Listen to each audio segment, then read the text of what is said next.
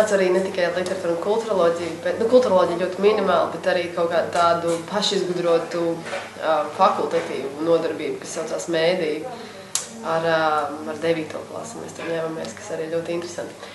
Bet, jā, kā es nonācu līdz misijai un vispār, kas ir tā mana aizmugure, es esmu pati kultūras akadēmiju beigusi kultūras teoriju maģistrs. Un tas, ko es pētīju visus tos 6 gadus, ir čigānu kultūra Latvijā. Un man ļoti patīk pētīt, man arī padodas pētīt, un es labprāt arī turpinātu to visu mācīties tā kā doktorantūrā, kaut kāda antropoloģija vai kaut ko tādu. Bet tur bija viena tāda problēma, vienmēr braucot pie tiem čigāniem. Nav nekāds noslēpums, ka liela daļa Latvijas čigānu kopienas ir diezgan tādā sarežģītā ekonomiskajā, sociālajā situācijā, arī izglītības. Un tad man vienmēr bija tāda padrausmīga sajūta, un vienkārši es prasu, kāda tad jums ir svētki, un kādas tad jums ir savstarpējās tur attiecības, tradīcijas, vēl kaut kas, un tāds ticējumi, vēl kaut kas tāds. Un tie visi tādi teoretiski jautājumi, tajā brīdī viņam nav naudas, lai iedotu, tēju padzerties, kad es aizbraucu viņu intervēt. Un es nekādā, un viņi visu laiku grib, lai es viņiem palīdz kaut kādā veidā, un es saku, bet es to nevaru izdarīt, un turpinu visu laiku tos savus teoretiskos pētījumus. Tas bija tāds viens, tas tā kā mans teoretiskais pret to praktisko realitāti dzīvi. Un tad otrs ir, es pēc maģistra studijām aizbraucu uz 3 mēnešiem vienkārši notērēt visu naudu uz Āziju, lai es sāktu kaut ko tā kā, lai es iedzītu sev strupceļā, ka man ir rītīgi jāsāk strādāt un vienkārši jāpelna naudu. Es aizbraucu uz tiem 3 mēnešiem uz Āziju, un es tur sapratu kaut kādā ziņā, ka ir, ka var ļoti daudz ko izdarīt, jo tur ir tā vienkāršā situācija, ka tur ir silts, tur nav ziema, tur tu nenomirsti, tu vari kaut vai pārdot pankūkus un dzīvot. Un man likās tāda atbrīvojoša tāda sajūta, ka tu vari visu kaut ko darīt. Un, ja esot tur, es sapratu, ka es gribu kaut ko atbraukt atpakaļ un darīt kaut ko, kas palīdz cilvēkiem un kas ir kaut kādā veidā uz tāds ideoloģiski, utopisks, tāds vienkārši sirsnīgs palīdzēšanas darbs. Un es atbraucu atpakaļ, un es jau zināju cilvēkus, kas arī bija startējuši misijā un kas to darīja. Es vienkārši biju kaut kādas pēdējās 3 dienas, kad varēju pieteikties. Es vienkārši sāku meklēt to informāciju, kas notiek izglītības laukā, un tā es arī nokļuvu iespējami visiem. Un man, es arī pieteicos savā ziņā. Man ir tāds liels tālējušs plāns par to izglītības jomu. Es vienkārši esmu sapratusi, ka tas iespējamā misija priekš manis ir kā tāds lielisks sākums visam tam, ko es gribu darīt un strādāt. Ja es gribu vienalga kādā jomā augstākā izglītība, bērnu dārzs, vidusskola, pamatskola, izglītības iniciatīvas, mācību materiālu veidošana vienalga.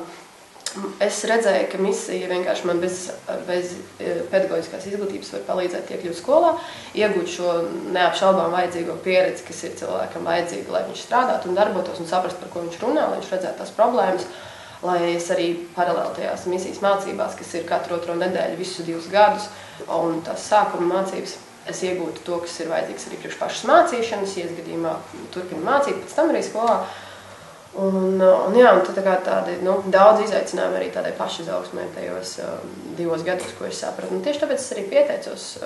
Sākumā es arī domāju, ka es iegūšu uzreiz arī izglītību, bet tas tur nesanāca ar to pedagoģisko izglītību. Beigās tur nav nokārtot līdz galam, ka tu iegūsti arī reāli dokumentāciju. Bet pats var vienkārši turpināt.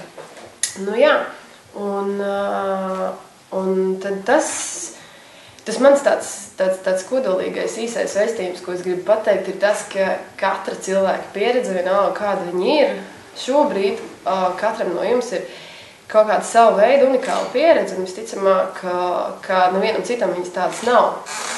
Un skola ir tā vieta, kur ir nenormāli vajadzīga tieši tā pieredze, kas ir jums, tāpēc, ka vienīgais, ko skolēni redz, tā pa īstam mazliet vairāk ir iedziļinājušies, ir viņu vecāku profesijas, un skolotāju profesiju.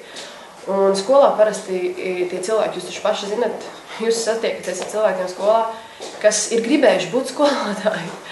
Bet jūs noteikti esat aizgājuši uz visādām citādām profesijām, un es arī aizgājuši kaut ko citu, un visi citi misijas pārstāvi, viņi ir aizgājuši uz citām profesijām un gribējuši, kaut kas, viņiem bijis kaut kāda cita ideja, un līdz ar to tā ideja iespējams nav pazudusi, un šis ir tikai kaut kāds mazs posms, vai arī tā ideja ir pārvērtusies kaut kādā citā idejā, bet katram ir tā citādāk citādākā pieredze. Un man liekas, ir ļoti svarīgi, ka skolēniem ienāk iekšā arī cita veida pieredze, cita veida skatījums vienkārši uz lietām. Un tas ir arī tas, kā, teiksim, literatūra ir pārvērtusies, literatūras stundas mazliet, jo man pirms tam ir bijusi pieredze ar kaut kādām radošajām lietām, diezgan daudz deju improvizācijas, kaut kādas dizaina taisīšana lietas, mūzikas, kaut kādas palīdzēšanas taisīšanas. Un līdz ar to, teiksim, es uz to pašu literāro tekstu jau uzreiz skatos pilnīgi citādāk. Un man ir arī svarīgi, lai skolā ir nevis vienkārši, teiksim, tekstu lasīšana, bet lai tas viss ir tāds radošs process. Un ja mēs lasam kaut ko vai daram kaut ko, mums ir kaut kāda uzdevuma, tad man ir tā vēlēšanās, lai tas ir radoši, lai tam ir kaut kāds rezultāts un lai tā literatūra ir tikai, teiksim, viena no sadaļām tam, ko vispār tie mani skolēni ikdienā dara. Un tieši tāpēc tas rezultāts viņiem ir jātaisa, teiksim, tur dzejas video, vai viņiem ir jāveic intervijas, vai jātaisa kaut kāda mācību materiāli viens priekš otru viņi taisa, un tādas lietas. Un otra lieta, ka man liekas, tāpatās kā arī Edīns teica par to, ka jā, bet tas viss to nebija tā kā izdomājis pirms es gāju uz misiju. Un es domāju, ka tas arī nav, tas ir svarīgi, ka tā kā, cilvēks vispirms tā kā zina apmēram kaut ko viņš gribētu vispār tā kā, ideāli dot. Man arī tāds domas bija, bet es nebiju izdomājis, ka es likšu tur viņiem literatūrā, jo es nezināju, ka es mācīšu literatūru, es nezināju, ka es mācīšu vidusskolā. Tas pēc tam tikai tie. Bet tāpēc, ka tas tikai pēc tam, tā ir reāli ir. Jūs piesakaties, jūs norādat, ko jūs apmēram gribat, vai ne? Mācīt, kuru vecumposmu, bet jūs jau nezināt, ko jūs dabūsiet, ko skolām vajadzēs. Tā ir tāda vienošanās tomēr gal beigās. Un tikai nonākot reāli tiem skolēniem satiekoties, jūs redzat, ko viņi vispār var izdarīt, kādiem ir jābūt viņu izaicinājumiem, un tad, principā, pretī jums ir jāuzražo tajā brīdī tas piedāvājums, un ko jūs ar tiem konkrētiem skolēniem gribat izdarīt. Un tā otrā lieta ir tāda, ka man arī gribējās, tad, kad es biju tajā skolā un sapratu, kas tur notiek un kā tas mācību process tā kā apmēram ir jau, principā, pirmajos mēnešos, ka tam ir jābūt ļoti reālam. Tās pašas recenzijas, ko viņi raksta, diezgan muļķīgi rakstīts recenzijas skolotājiem. Es tās visas grāmatas jau esmu izlasījusi. Recenzijas mērķis ir tā kā uzrunāt lasītāju un kaut ko pastāstīt viņam, lai viņš tā kā, izvēlētos lasīt to grāmatu. Tāpēc es esmu viņiem, teiksim, likusi tās recenzijas rakstīt visas Goodreads.com online, teiksim, tajā portālā, kur, visi lasītāji raksta visādas recenzijas. Un es viņus izlaboju un izlasu, novērtēju, bet viņas vienlaicīgi jau funkcionē. Viņi jau nav tā, ka viņi tikai skolā raksta recenzijas un tad sāk dzīvot. Viņi vienkārši iesaistās ar to skolas uzdevumu pieredzi. Viņi ir tās visas kopienas daļa jau uzreiz, kas lasa un recenzē grāmatas. Un tā tas ir skolā, tā tas ir realitātē, tā es daru, tā viņi jau var darīt.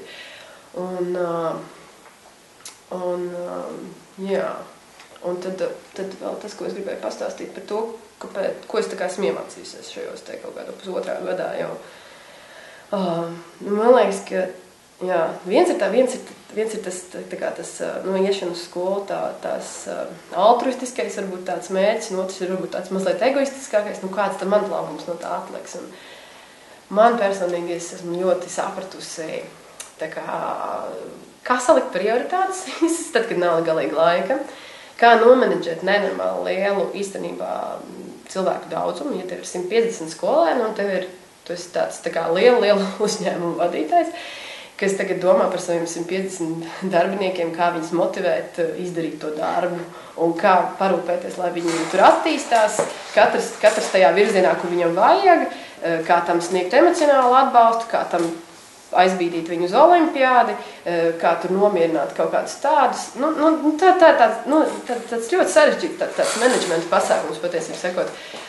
Tā ir tāda lieliska lieta, ko es esmu iemācījusies. Vēl arī kā plānot strateģiski uz priekšu. Tagad viņiem jāsāk lasīt Mērnieku laiku, pēc tam man jau jāpasaka viņiem, es tagad braukšu projām, tad viņiem tur jāsāk rakstīt tur recenzijas, vēl tur kaut kas, pēc tam viņiem būtu uz EPD, tad viņiem nebūs laika. Kā visu to salikt, ja?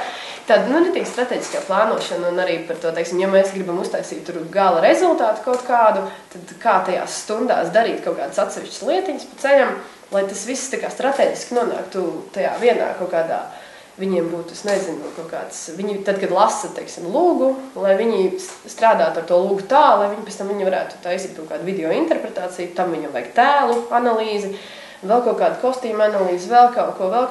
Un tas viss pa ceļam strateģiski liet uz to, ka es beigās gribu kaut kādu produktu no viņiem. Un viss tā strateģiskā domāšana, tāda schēmošana, tas ļoti tā kā senāk attīstījies. Un es visu laiku skolu redzu kā tādu ikdienišķu dzenbudismu praksi, emocionālās inteliģences attīstīšanu. Tas pats, ko Vētenis teica par to, ka tas ir arī vienlaicīgi attiecības ar 150 cilvēkiem un 50 kolēģiem. Tas tur tā mazāk, jo viņiem mazāk tiecies. Bet skolā nevar strādāt ļauni cilvēki, briesmīgi cilvēki ar negatīvām īpašībām. Viņi var strādāt, bet viņi varbūt vai viņi paši slikti jutīsies, vai viņi būs slikti pedagogi. Un tas ir tāds, ka tā met bumerangu, un tev viņš vienmēr iesit atpakaļ. Tā ir tāda nemitīga sevis paša audzināšana, un man tas fascinē, man tas patīk. Man gribas būt labākam cilvēkam, un skola ir tāda arī viena no lietām, kur var pats ļoti, ļoti labi personīgi attīstīties tieši tādās emocionālās inteliģences lietās. Jā. Kā tagad noreaģēt atbilstoši, tajā brīdī, kad kāds, teiksim, 18-gadīgs puisis pēc stundas saka, skolotāja, bet ziniet, kas man jūsos visvairāk kretinē? Un tad viņš sāk. Un kā vēl pie tam šo pieredzi pārvērst par tādu, ko tu ņem arī vērā, iemācies kaut ko un izlabo pēc tam un panāc rezultātu, ka viņam vairs tur nekretinē tas, un viņš mācās. Un ne tikai viņš mācās, bet šo pieredzi izmanto vēl priekš citiem. Tas ir arī tas gadījums, kā es arī to darīju. Vai ne? Un tādas, ļoti tādas daudz lietas, ko var iemācīties visādajā. Man liekas, tas ir tas, jā. Jautājumi, var aprakstīt, kas ir tā utopija? Nē, es tā, utopija tādā ziņā tāds, ne utopija, bet tā vēlme strādāt uz kaut kādu labāku pasauli, tādā ziņā es to domāju. Pārmainīt pasauli, padarīt par pasauli. Pasauli ir vienkārši brīnišķīga vieta, kur neviens nekaro, nezog, viņi mīl viens otru, apkampjās nemitīgi, vai ne? Kaut kā tāda, ja? Mums neviens nenozog valsti, mums neviens neatņem tiesības, neizliek no dzīvokļiem. Tas vienkārši vēlme, tā, ka visiem ir labi, tā ir mazliet tāda utopija. Bet, man liekas, tam ir jābūt kaut kur te visu laiku, tā kā galva mākoņos kājas uz zemes, un tā utopija kaut kur galvā ir. Skaidrs.